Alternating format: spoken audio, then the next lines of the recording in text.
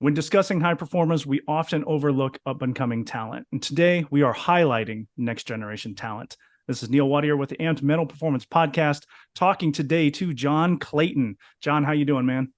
Pretty good, man. Thanks for having me on. You bet. So John and I met in October when I traveled to the Association for Applied Sports Psychology conference in October in Orlando. John and I happened to be standing in the same area at one of those workshops where there was interactive. Him and I just started talking about the content, and then for the rest of the workshop, kind of chatted on again, off again, and realized that as an up and coming talent, he was somebody that I definitely wanted to stay connected with. And so we exchanged contact information, and here we are, I'm really glad that we connected. You're an undergrad student studying psychology at University of Wisconsin-Milwaukee. You're looking at master's programs in sports psychology, clinical psychology. You mentioned Ball State, with up and coming goals to be a pro baseball coach, mental performance coach, possibly even a therapist or a counselor, which I think is amazing. And so I really wanted to get into a conversation with you, and I appreciate your time and coming on here. So let's start with that. Let's start with the conference. So Association for Applied Sports Psychology, they're the ones that handle the certified mental performance coaching certification that most mental performance coaches and sports psychologists go into. What was it that took you to the conference? Why were you there? So as I was getting an idea of what I wanted to do with my life, I had reached out to Dr. Bob Rotella, and I read a couple of his books. I said, well, give me one piece of advice. He said, join AASP. So I did search around their website. I saw there's a regional conference or national conference, and a bunch of the grad schools were going to be there that I could actually talk to them in person. So I thought, I'm going to miss a week of school to do this because it's my future. And I think it's really important to meet face to face and not have them have to choose from a piece of paper. So, And I love that. It takes, sometimes people are intimidated by that. Sometimes it's a pretty bold move, especially from, hey, you're just finishing up your undergrad. You have to go through your whole the grad school, which, really, 18 months on a mental performance, say like performance psychology. If you're talking clinical, it could be 3, 4, maybe even 5 years. So you're looking way down the road, which I think is amazing. I think that networking is a huge superpower. It's definitely one that you can learn. It's an amazing, powerful, very beneficial skill. And so, first of all, I'll give you kudos for just jumping in and say, you know what, I'm just going to go talk to people. I'm going to go see what this thing is all about. So what was it yeah, like while you were there? a little bit overwhelming. There was about a million different choose your own adventures, and I wasn't sure what kind of adventure I wanted to choose. I really didn't know what to expect, so I just kind of tried to find topics that interested me, go listen, be a part of it. But mainly, the most important part for me was actually on the pool deck or in the classrooms, meeting different people, talking to them, hearing about their experiences, just having an ear to chat to, and also a future reference for any questions or concerns I may have as I go through this journey. That's cool. Anything that surprised you, that caught you off guard? Honestly, the time that they allotted for the grad school, I thought was there's so many students there, so many schools, and they left an hour and a half window in a 4 day, 12-hour a day thing. So I thought that was a little short, but it also surprised me how many people were actually there and how many people are involved in sports psychology, and thought it was important enough for them to go to this conference. So That was cool, man. I was glad to see you there, and honestly, in the conversation when we first started talking, the part about you being a student didn't even come up until later in the conversation, and of course, I'm just being me and just talking to everybody I can think of. I just start talking, as if I thought you were a practitioner already, and you actually held the conversation really well, which I thought was really cool in that if you can be comfortable in an environment even when you're maybe you're scared or overwhelmed or nervous, but you can still hold conversations. I think that's a really powerful skill. Networking is important, communication is important, and the more a mental performance skill, the more you experience something and the more you give yourself an opportunity to grow through it, that's where you get that confidence from. And so what was it like coming home from the conference, um after experiencing all that and then heading back into school? What was your mindset, and what was your follow-up feelings about it? uh I knew I had to reach out to all the people that I had connected with and touched base with, because I think it's easily lost in everyone's everyday lives. Like, hey, yeah, I met this person one time and I'll never see them again. But I don't. I'm a connection builder. Like that networking, just like you, is just really important to me. And going back to school, I knew that I was on the right track, and I know like this is what I'm in for. This is my life, and just kind of re-energize me, get me back and learning more as much as I can. So So okay, so that's a good segue. What did bring you here? Why mental performance? Why sports psychology? Why counseling? Why this when there are so many other things you could have done? What brought you here?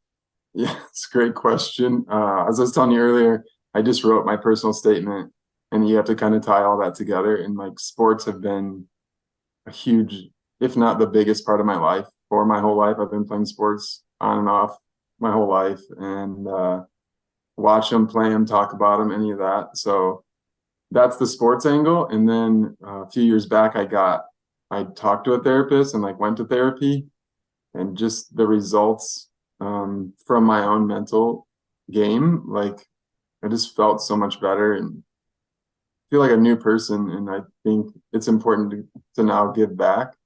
Since the therapy helped me so much become a better version of myself, I wanted to share that with someone else and let them get a chance to be a better version of themselves, which in turn I think will make them a better athlete.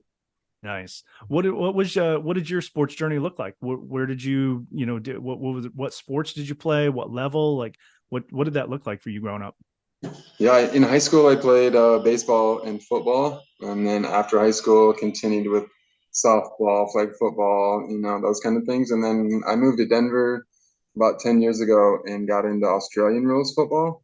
That's Um, right. Okay. I was trying to figure out what our conversation was about. So yeah, Australian rules football.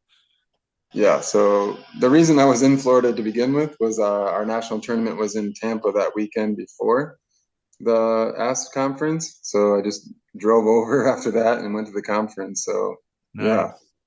So how did that happen? Because I like Australian rules football in Denver, Colorado. Like how did that connection happen for you? So I met a kid and he said, hey man, like I know you're into sports. I play this sport called Australian football. Why don't you come check it out? I'm like, all right, I gave it a try. Really loved it. Just hanging around the guys, it's just like another community, another family for me. And yeah, it just kind of took off from there. That's cool. So are you still playing as you continue through your education? I am, yeah. I live in Milwaukee now, so it's kind of hard because I still play for the Denver team. So I don't get out to practice as much as I used to, but I still train and do as much as I can by myself. But it's not an easy sport to practice on your own. Yeah, I've watched a little bit about that. It's when I was early in my Air Force career, it was so random. Like I don't for whatever reason at that time, they were showing a lot of Australian rules football, and I turned it on, and it seemed pretty easy to kind of pick up the general idea behind the sport. Like you kick it down the field, you run down the field, try to kick it between the poles. Like it was super basic, and I know there's a whole bunch more to it than that, right? But it was simple. The idea was simple enough. It was basically just keep the ball moving, right, and just keep going and go. And I coach rugby now, and there's the sports are different, but the idea behind it is let's keep the game moving, and that's what drew me to it. Even though I wasn't necessarily able to really get into it long term, but for whatever reason, that short time that it was on TV was really exciting, and I tended to watch it anytime I could come across it, and it was very exciting. So you mentioned that the you said it was the national championship in Orlando. How's your experience been coming from a baseball football background then to play this like totally obscure Yeah, sport? Like where'd this come from? yeah, it's kind of a mix of a lot of different sports. It originally started as cricketers trying to stay fit during the off season, so they kind of invented this new sport. It moves a lot like soccer. It's physical like rugby and American football. Um, the part for me that is the hardest is the kicking because I didn't play soccer. I wasn't a kicking sport guy, so That part's pretty tough, but I like the physicality of it. It's a fast-paced game, so you have to stay fit, and I really enjoy like the difficulty of it, honestly. Okay. So what's, you talk about, you had one of your instructors had mentioned Association for Applied Sports Psychology, also known as ASP. And then, the encouragement to go into the career field. So now that you're back in school, you took a little bit of time off, you went to this tournament, you went to the conference. What did you learn during and after the conference, as far as what are your expectations leading into your graduate work, specifically? Let's start there. So what your undergrad, you're finishing up your undergrad, you talked about wanting to go to Ball State. What are your expectations and anticipation about, as well as maybe some things that might still be a little unsure heading into your graduate work? Yeah, I read a lot of journal articles for school, and anytime I come across one that's about sports or exercise, I actually enjoy it and understand it. So I'm looking forward to learning a lot more through past research.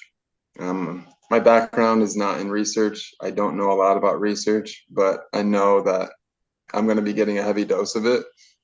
Um, so that's kind of exciting, but also nerve-wracking at the same time. But just learning the different techniques that a person can use for mental performance is good for my own benefit, but as well as like helping someone else out, you know? Well, knowing that you're going to be going through your grad school, and that's where the majority of your, like, the details of the skills and the theories and the strategies and all that. But what, being an athlete, and going through the undergrad part of, you mentioned you're doing general psychology, but there's still some discussion about, even general psychology touches on some of the performance stuff and some of the skills. What are some of the things that you used without realizing it, and then when you went through school you're like, oh, that's what I was doing?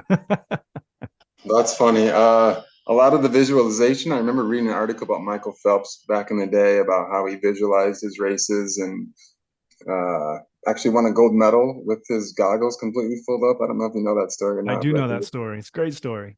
it's probably the most amazing sports feat in all time, in my opinion only. But so I do like, I play a lot of golf, and visualization of the shot that I'm about to take and staying in the present moment, and not thinking about the next shot or next hole or anything. So I think that is something I didn't really ever realize, but it's a big part of my golf game. Yeah. So what are some of the other things that maybe you've learned about, that could have been beneficial later on, that now makes more sense? Oh yeah, I should be doing that. What are some of the things that you're working on now? I'm really working on being kind to myself. I think that's really important. I don't play golf every day. Um, as any good golfer or any golfer would know, it's a very frustrating sport. Um, so I'm just trying not to, like, if I hit a bad shot, not get angry, not throw or break clubs, just kind of trying to just be a little bit nicer to myself. I think that's really important for everyday life as well. Yeah, and that's, ironically, I just recorded an episode, and so the way that this is going to lay out, we're talking about this, but the episode is going to be released later. So the episode I just released will release before this one. That's a little Back to the Future timeline for you. But so I was actually just recording an episode talking about, the person that you talk to most is yourself, and like, stop being so mean to yourself, right? I've struggled with that too. There's a lot when it comes to self-concept and self-belief and confidence and competence and all those things that you go into deep in psychology classes.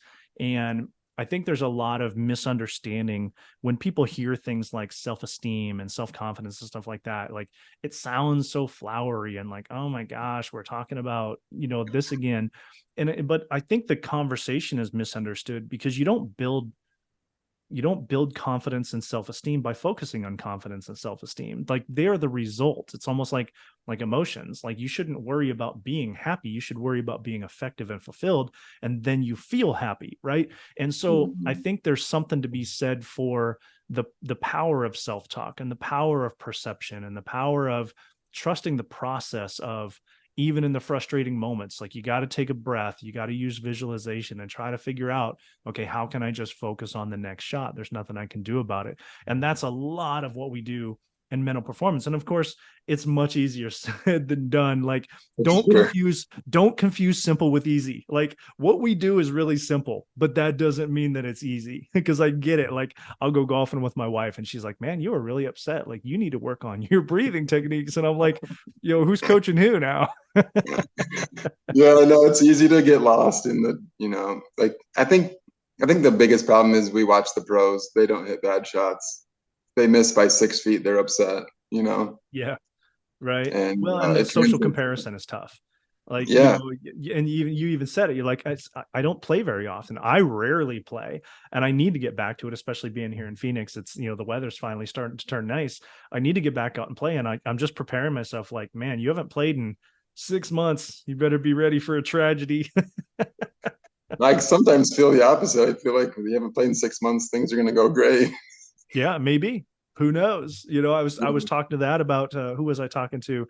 About the power of visualization. It was actually a client of mine who golfs a lot, and used the analogy of this person who was Air Force pilot who was shot down in Vietnam. And while he was in Vietnam, he was in the Hanoi Hilton for years and years. One of the things that he did as his therapy to get him through was visualization, because he was a big golfer. He would imagine himself playing golf for these, I don't know, 5, 6, 7 years that he was in prison. When he Jeez. came home and he went through his therapy and transition and all that stuff, he went to go play again. His first round back after being in prison for like 7 years was a phenomenal round, because he had used visualization for so long. He just went out there and do what he had been doing every day for 7 years. And so, yeah, visualization is extremely powerful. Self-talk is very powerful. And just the idea of giving yourself grace, and I use that term a lot, and some people kind of get confused. Well, what do you mean by that? And then it's just what you said. Like, just be kind to yourself. Like, you're not a pro golfer, you're just playing for fun. You're not even playing for a scholarship. Like, you might be bragging rights or beers with a buddy or something like that. Like, what are you getting so upset about? Stop being so mean to yourself. Yeah, and I think that it's great on the golf course, but literally everyday life, like anything can be, why did you do that? Why were you so dumb? I can't believe you're so stupid. Why would you be like that? Like, just stop. You just become aware of it, and the more you become aware of it, the more you can shut it down. And I think it's a great way to get through everyday life. And great. And see, and that's why I like talking through this stuff. You don't have to be a pro. You're saying all the right things. You're not even the mental performance coach yet. You're still going through your education. You're applying everything that you've talked about. You're applying all the skills that's been discussed. um I say all the time, self-awareness is the first step, because if you're not self-aware, what are you regulating? And so the idea that just becoming aware of how you talk to yourself, like, at first, don't try to change it, just be aware of it and breathe through it, right? Those little kind of things, and then making incremental changes down the road. So that's a really good point. I'm glad you brought that up. Yeah, I think a lot of us, especially in this day and age, we expect everything fast now, yesterday. But I think it's more of a lifelong process of getting rid of the bad habits and then implementing better ones. Yeah, that's good stuff. So what does that look like for you? I mean, as playing Australian rules football, you're going to school. We talk about habits of excellence and routines. And what does that look like for you as a student? How do you use those type of skills to get yourself through the workload and the expectations? Yeah, I think one of the biggest things for me to get through the workload is, or I guess it's two main focuses for me. It's, yeah, I have 27 things to do, but right now I'm just going to work on this one thing. And then when I'm done with that one thing, I can worry about item number two. I think those are very good points. And then the other one I use a lot is, all right, I can't focus anymore on this. I'm just going to take a 10-minute break instead of trying to push through. Like, you're not giving yourself any help, you know? Like, nothing's sinking in. So why don't you just walk away, do something you enjoy for 10 minutes, do 10 push-ups, go grab a burger, whatever makes you happy, and then get back to That's it. that's a great point. And and it's funny. People are like, oh, you can't work all the time. And I'm like, yeah, but I love this stuff. I want to talk about it all the time. And so I was talking to my two boys, 9 and 11. They've got one of those miniature basketball hoops, and we I don't mind, I was one of those. My mom was one of those. No balls on the house. You're gonna break a lamp, and I'm like, I don't have any lamps. Like, just play ball in the house. You're fine. And so they're out there playing, and one of them was getting really frustrated. And we've had a lot of conversations over the last 2 to 3 years. I mean, at 9 and 11, that they were learning this stuff at 6 and 7 or 8 years old. So they love this stuff. And one of them was getting upset and really frustrated because his bigger brother was beating him, and he couldn't get anything done. And I'm like, you're really frustrated right now. And he's like, no, I'm not. I'm just not any good. And I'm like, no, that's actually, and so of course then, like, we have the talk. I'm like, no, that's unhealthy self-talk. And he's like, yeah, you're right. And it's like, you just need to take a break. You're just really frustrated. Well, it's halftime. Go to your room and do some breathing and relax for a little bit. And sure enough, he came back a little bit later, and, a snack. I think he was a little hangry too, but, he came back out. And I'm like, you made a good point. Like, it's not just about sports. It's not just about the one performance area, because how you do one thing is how you do everything. And we're talking about, be kind to yourself in every area of your life. Use the skills in every area of your life: self-talk and breathing and visualization. Guy I work with, he's on the road doing sales a lot, and sometimes he's gone for 4 or 5 days. He now uses visualization techniques on the flight and drive home from the airport, so that when he gets home, he has an image in his mind of how his welcome home is going to go, so that he can come home and not be tired and grumpy from the plane ride and whatever happened on the business trip.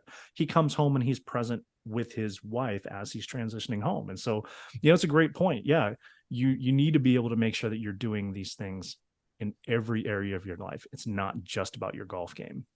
Yeah, and every day do a little something to make yourself better than you were before, or help cement those foundational things of awareness, or being nice to yourself. So, and just any of those things, just do a little bit every day, I think is a really beneficial piece of advice. Yeah. So if you could, so looking forward, whether that be, 2 years, 4 years, 5 years, whatever, as you progress through your grad school and internships and all this stuff. So you graduate from school, if you could wave a magic wand, what's your ideal job? What do you want to do? Baseball has always been my favorite sport ever since I was a kid. I think my dad and my uncle used to take me to games in Milwaukee or Chicago, and I that was the first sport I ever really played, was baseball. And so it's just like every playoff season, no matter what, like I'm just on the couch watching playoff baseball. I don't think there's anything better. So I think working for a professional baseball team as either a clinical therapist or a mental performance coach would be my ideal job. I know, like, graduation going to the pros is probably not ideal, but eventually that's where I'd love to land. Hey man, you know what? Other people have done it. Why not you? And I think that realistic optimism, like, I don't want to paint you paint a vision, and that's interesting and all, but a lot of times we say that, like, the outcome is largely outside of your control, but it's still cool to have a vision and hope. And other people have done it, so why not you? Why not get an internship and then get hired onto a baseball team? Why not? And there's a lot of places that you can do what we do. I love working with firefighters and other first responders. I love working with military members. I just did a webinar recently for insurance professionals. Like, it's so crazy how we can apply our education and experience for just that, like you said, not just one area, but how can you be as effective as possible in every area of your life? And I think it's great to have an ideal, which is why I like to ask that question. Like, if you could be where you want to be, what would that look like? And I think it's cool. And baseball is big enough. I know teams that have 3 or 4, sometimes Yeah. 5 mental health and mental performance professionals. We talked before we came on the podcast, of the importance of people understanding their roles. Like, okay, so maybe you're a licensed counselor with a sports psychology profession, education specialty. Does that mean that you can do clinical and performance? Maybe, right? But not everybody can do everything. So what is your specialty within mental health or counseling or performance? And so I think there's a room enough for everybody. It's not just one person on a team does all this stuff. I think that we as professionals are better when everybody understands that there is probably a defined lane that they stay in, and they do that really, really well. So kudos to you for having such big plans.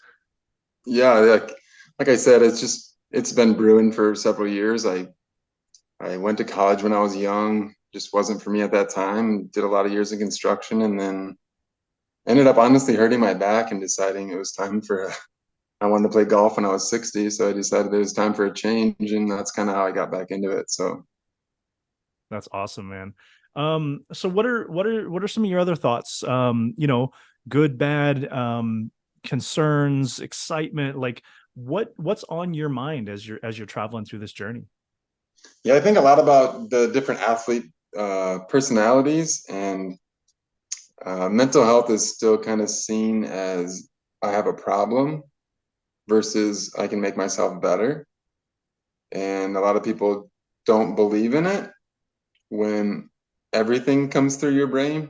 There's no part of your life that doesn't come through your brain. So I'm just wanting to be able to reach out to everyone, but also at the same time knowing not everyone's going to be open to it and ready for it. But uh, I still think that this is the right path for me, and I'm really excited to get started. I know it's a couple more years. I have a 3 more years in school, but I'm itching to get out and just like get a taste of it. So Well, don't wait. Yeah, I mean, there's always service opportunities, and I encourage you to, I'm glad that you and I connected. You and I have commented a couple of times, like this is something we want to stay in touch, and I think this is a really cool connection. And I'm glad that I met you at the conference, and I'm excited for you in your journey. It sounds awesome. And you said, so are you? You said Ball State for your master's program. Are you dedicated to that, or are you still considering?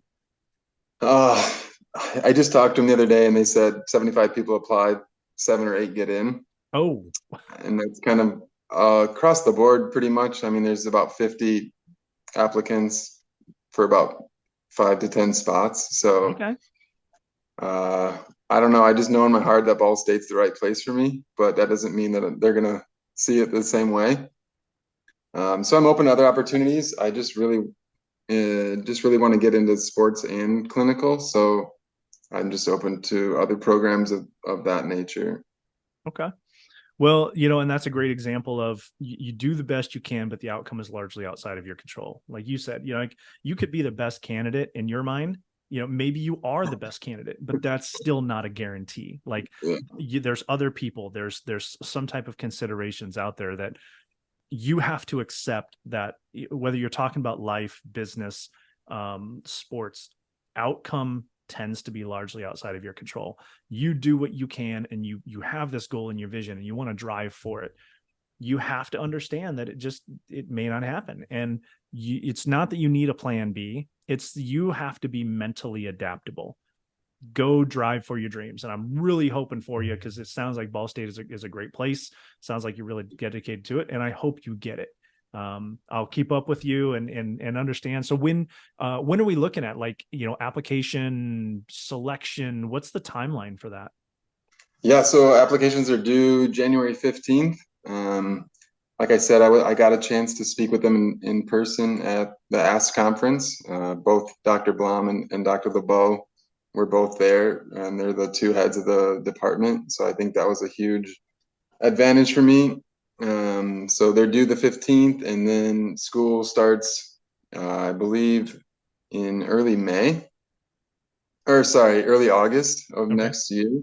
So I graduate in May of this coming fall or spring. So the timeline is get my application in. Actually, I'm hoping to get it in before Thanksgiving, Okay. and then try to apply to a couple other schools. Maybe it's just like a little bit of a backup plan, and Yep. then enjoy my holiday. Yeah, no doubt. Yeah, you know what? And I think that's a good point. Like you get it in, you do what you can, you control what you can control, and then you have to let everything else go. Like you have to let go of that responsibility, and Yeah, it's okay to be emotional, and if you get it, be happy. If you don't, be frustrated. But you recognize that, man, I did everything that I could. And it sounds like that's the path that you're on, that you're controlling what you can control. You're taking the steps, you're following the process, you're trusting the process, which is something we talk a lot about in mental performance. Trust the process. And then you have to let it, whatever the outcome is going to be the outcome. And, I trust that regardless of what the path is, like the path from A to B is not always here. Sometimes it's down here and up here. And you've got a great attitude. It sounds like, you're going to get to where you want to go. I know it. Whatever that path is, it'll be interesting to see. And of course, being connected, I'm going to be very anxious and excited to hear what that result is come spring, when you graduate and start figuring out where you're going to be going. But I'm confident that you're going to get there. It'll just be interesting to see what that path looks like. Yeah, man, I appreciate the positivity. It helps me out a lot because most days I'm positive, but we can't have every day be the best day. So yeah, I think that's what the other thing that we talked a lot about is that, the mindfulness, present moment focus, the realistic optimism. I like to add the realistic part because you can't just be blindly optimistic about everything. Like, I get it. But there has to be some realism to them, because realism helps you when things don't go your way, and maybe you don't get your way, you don't get the wins. What are you going to do about it? Right. I always say lead with empathy and accountability. And, when you get it, I'm going to be excited for you. If you don't, then I'm going to, give you some empathy and say, yeah, that sucks. What are we going to do about it? And then see what I can do to help support. And so, of course, I'm here for you as a mentor and a friend. Whatever you need, I'm here for you. I'm cheering for you. And I'm really excited that we were able to connect on the conference. Yeah, man, that was great. Like, I didn't think just one little chat would lead to lifelong friendship, possibly a lifelong friendship, and then a chance to get on a podcast too. So I think it's really, really cool. Listen to you go. Listen to you go. I love it, man. So this has been great. I really appreciate your time. It gives us a chance to as that cliffhanger. People like a cliffhanger. What's part 2 going to look like? We're going to have you back when we have some more information as far as, what does the path look like? And then we're going to catch everybody up as far as where, what's John doing? Where's John today? Cool. Yeah. I really appreciate you having me on, man. Yeah, you bet. Have a great day. All right. Take care. Thank you for listening to AMPT Mental Performance Weekly Podcast, your source for optimal mental performance coaching. I have 2 tasks for you this week. First, choose one action from today's conversation to implement in your life. Second, share this podcast and community with someone who values their mental performance. I appreciate your direct message feedback and would appreciate your online review of the podcast. Your honest rating and review help me improve the show and helps others find our community. Visit Arizona Mental Performance Training on all the popular social media outlets and at ArizonaMPT.com.